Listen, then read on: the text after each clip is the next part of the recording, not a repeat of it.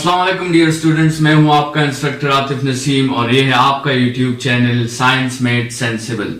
Students, आज के lecture में हमने A2 फिजिक्स 9702 जो है उसका डिस्कशन हमने शुरू किया है। We are discussing the chapter by the name of gravitational field और उसमें आज हम जो है ग्रेविटेशनल फील्ड स्ट्रेंथ या ग्रेविटेशनल फील्ड इंटेंसिटी को डिफाइन करेंगे। स्टूडेंट्स, जैसे कि प्रीवियस लेक्चर्स में हमने डिस्कस किया था कि किसी भी फील्ड को स्टडी करने के लिए जो फिजिकल क्वांटिटी आपके साथ अवेलेबल होती है, जिसके जरिए आप किसी फील्ड को स्टडी करते हैं, that physical quantity is called field intensity. ठीक है, जो आप उस फील्ड के अंदर किसी खास पॉइंट पे उस फील्ड की शिद्दत को, उस फील्ड के पावर को, उस फील्ड के स्ट्रेंथ को जब आप फाइंड करते हैं, so that is called that field intensity। अगर हम gravitational field की बात करें, so we can find gravitational field intensity और इस field intensity की वजह से हम gravitational field के properties को समझ सकते हैं and this is the physical property by which we can explain a gravitational field quantitatively। तो the strength, the power of a gravitational field at a particular point is called gravitational field strength और gravitational field intensity। इसको small g से जाहिर किया जाता है। ये एक वेक्टर क्वांटिटी है और इसको मेजर किया जाएगा न्यूटन पर केजी में। ठीक है स्टूडेंट्स, तो अगर आपने एक पॉइंट पर फील्ड इंटेंसिटी फाइंड करना है तो आपको क्या करना होगा कि आपको उस पॉइंट पर एक यूनिट मास लाना होगा, 1 kg बॉडी आपको लानी होगी और फिर आपने देखना होगा कि वो प्लेनेट या वो दूसरी बॉडी इस 1 kg बॉडी पर कितना फोर्स अप्लाई करती है। तो इसलिए इसका यूनिट जो है वो आपके साथ न्यूटन पर केजी है। स्टूडेंट्स, इस स्मॉल जी के आपके साथ दो नाम है। एक तो इसको ग्रेविटेशनल फील्ड स्ट्रेंथ कहा जाता है, उस वक्त इसका यूनिट होगा न्यूटन पर केजी। लेकिन स्मॉल जी को आप एक्सेलरेशन ड्यू टू ग्रेविटी भी कहते हैं, तो इस वक्त उसका यूनिट जो है वो आपके साथ मीटर्स पर सेकंड स्क्वायर होगा। और अगर आप इजी कैलकुलेशन कर लें तो ये दोनों यूनिट्स आपके साथ सेम आते हैं। न्यूटन पर केजी जो है वो आप केजी मीटर पर सेकंड और केजी कैंसिल कर लें तो आपके साथ वही मीटर पर सेकंड आपके साथ आता है। स्टूडेंट्स, अगर हम अर्थ की ग्रेविटेशनल फील्ड को डिस्कस करें तो फिर हमारे साथ इस तरह है कि अगर लेट्स सपोज ये हमारे साथ अर्थ है और ये मास ऑफ द अर्थ है और हमारे साथ एक दूसरी बॉडी है जिसको हमने m से, जिसका मास m है, और इन दोनों के सेंटर्स के दरमियान जो फासला है we represented it by r। So according to Newton law of universal gravitation, we can write that F is equal to g mass of the earth, mass of the body divided by the distance or the separation between their centers whole square। तो ये तो आपके साथ Newton law of universal gravitation हो गई। लेकिन हमें पता है कि अर्थ के केस में इसी Newton law of universal gravitation को हम वेट ऑफ द बॉडी भी कहते हैं। तो इसको आप mg के इक्वल कर सकते हैं और उससे आपके साथ ये फॉर्मूला आ जाएगा। अगर आप m को कैंसिल कर दें दोनों साइड से, so g is equal to capital G mass of the earth divided by the radius whole square.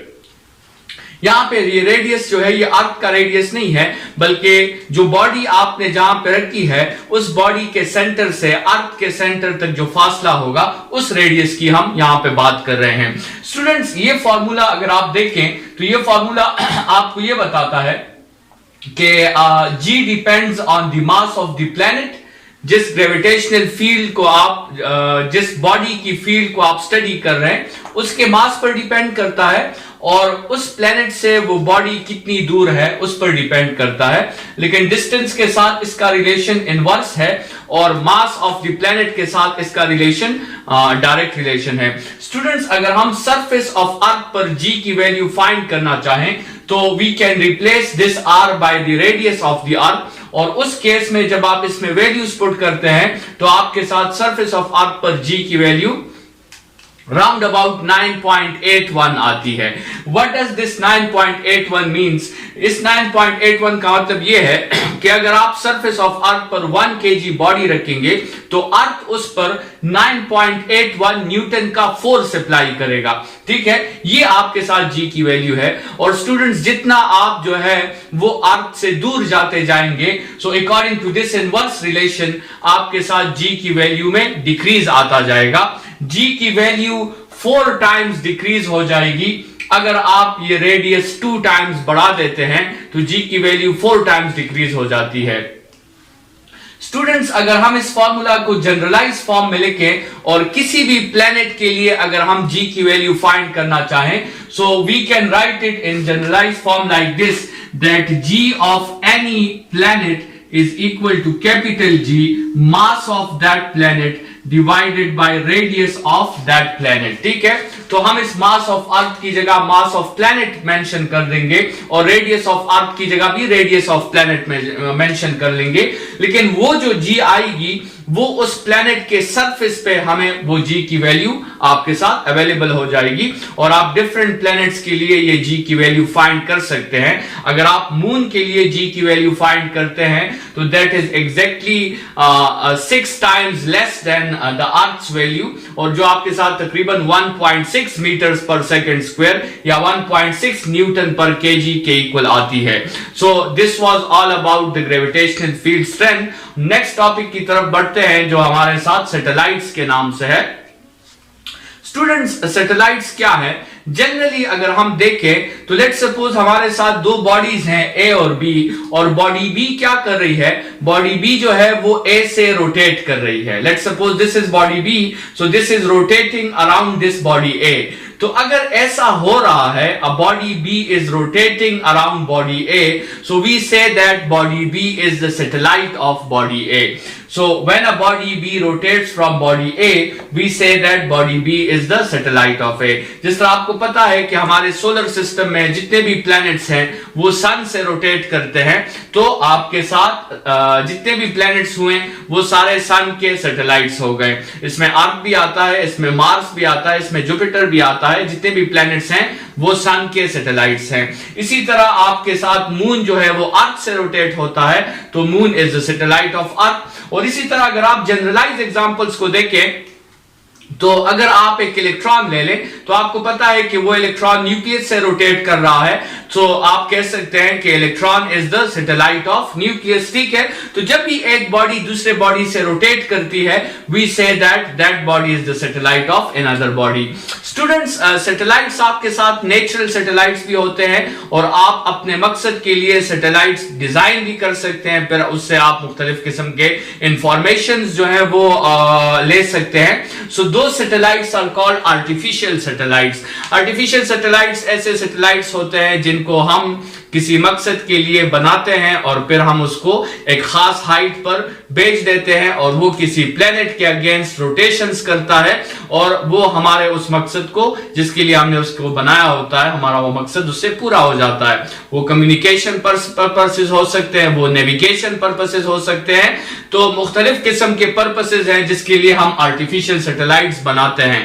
लेकिन आर्टिफिशियल सैटेलाइट जब आपके साथ बन जाता है और फिर आप उसे लॉन्च करते हैं तो कुछ बातें उनके लिए फाइंड करना वो बहुत जरूरी होती है, और वो बातें आपके साथ ये चीजें हैं जो हम इस कोर्स में फाइंड करेंगे। सबसे पहले हम उस सैटेलाइट की ऑर्बिटल स्पीड फाइंड करेंगे, वो जिस सर्कल में रोटेट करेगा तो वो किस स्पीड से रोटेट करेगा।